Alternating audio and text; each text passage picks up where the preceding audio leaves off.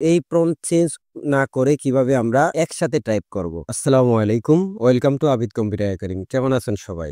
আশা করি সবাই ভালো আছেন। আজকের ভিডিওতে আপনাদেরকে দেখাবো ইংলিশ এবং বাংলা। আমরা যখন বাংলা এবং ইংলিশ প্রম্পট একসাথে টাইপ করি তখন কিন্তু আমাদের টাইপটা হয় না। যে আমরা নরমালি ক্ষেত্রে যদি ইংলিশ লিখি, লেখার পরে যদি বাংলা একসাথে লিখতে চাই তখন কিন্তু বারবার আমাদের প্রম্পট চেঞ্জ করতে হয়। তো এই প্রম্পট চেঞ্জ না করে কিভাবে আমরা একসাথে টাইপ করব। যেমন আমি লিখলাম যে আমার নাম মামুন। এখন এই মামুন লেখাটা আমি ইংলিশে লিখবো। ইংলিশে লেখার জন্য আবার কিন্তু আমার যেটা করতে হবে, এখানে প্রম্পটে যাইতে হবে। প্রম্পটে যাওয়ার পরে আমি প্রম্পট চেঞ্জ করে এখানে কিন্তু মামুন লিখতে হবে। তো এখন আবার যদি আমি বাংলায় লিখি যে আমার নাম মামুন, আবার আমরা ফ্রন্টে ক্লিক করি, ক্লিক করে এখান থেকে প্রম্পট চেঞ্জ করি, আবার লিখি আমরা আমার নাম মামুন। এভাবে বারবার প্রম্পট চেঞ্জ করে লেখা কিন্তু খুবই বিরক্তকর।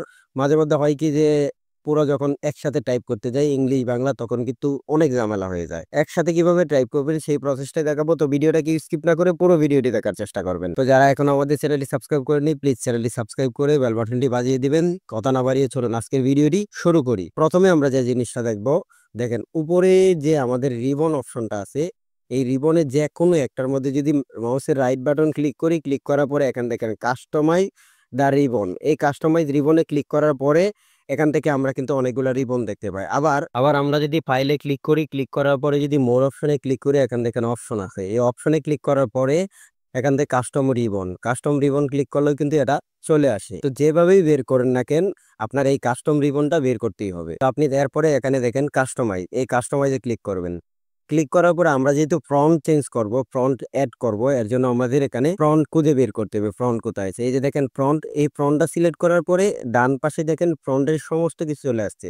এখান থেকে আপনি ইংলিশে যে ফ্রন্ট দিয়ে টাইপ করেন সেই ফ্রন্টটাকে এখান থেকে খুঁজে বের করবেন। খুঁজে বের করার পরে সেই ফ্রন্টটা সিলেক্ট করবেন। আমি যদি ইংলিশ টাইপ করি সবসময় টাইম নিউ রোমান দিয়ে, তো এখান থেকে টাইম নিউ রোমানে ক্লিক করলাম। ক্লিক করার পরে এখানে দেখেন পেজ নিউ শর্টকাট কি। আপনি কিবোর্ডের যেটা সবসময় মনে রাখতে পারবেন এমন একটা শর্টকাট কি দিবেন। যেমন আমরা নর্মালি ক্ষেত্রে অনেক টাইপ করার ক্ষেত্রে বা যে কোনো কাজ করার ক্ষেত্রে শর্টকাট কি ব্যবহার করি। তো এমন একটা শর্টকাট কি দিবেন যেটা মনে করেন যে নাই। তো কিবোর্ডে শর্টকাট কি দেওয়ার জন্য আমি কন্ট্রোল প্লাস অল্ট প্লাস টিতে ক্লিক করলাম। দেখেন অল্ট প্লাস কন্ট্রোল প্লাস টি। এখন এই শর্টকাট কি যখন আমি টাইপ করব তখন কিন্তু অটোমেটিকলি টাইম নিউ রোমান চলে আসবে। তো এটা আসার পরে এখানে দেখেন অ্যাসাইনে ক্লিক করব। অ্যাসাইনে ক্লিক করার পরে এটাকে চাইলে ক্লোজ করে দিতে পারি। যেহেতু আমরা আবার বাংলা ফ্রন্টটা সিলেক্ট করব, বাংলা ফ্রন্টটা সিলেক্ট করার জন্য এখান থেকে আবার বাংলা যে ফ্রন্টটা দিয়ে টাইপ করেন সেই ফ্রন্টটা এখান থেকে খুঁজে বের করবেন। খুঁজে বের করে আবার একটা শর্টকাট কি দিবেন। তো আমি বাংলা ফ্রন্টটাকে সিলেক্ট করে দিলাম। সিলেক্ট করার পরে এখান থেকে একটা শর্টকাট দেব।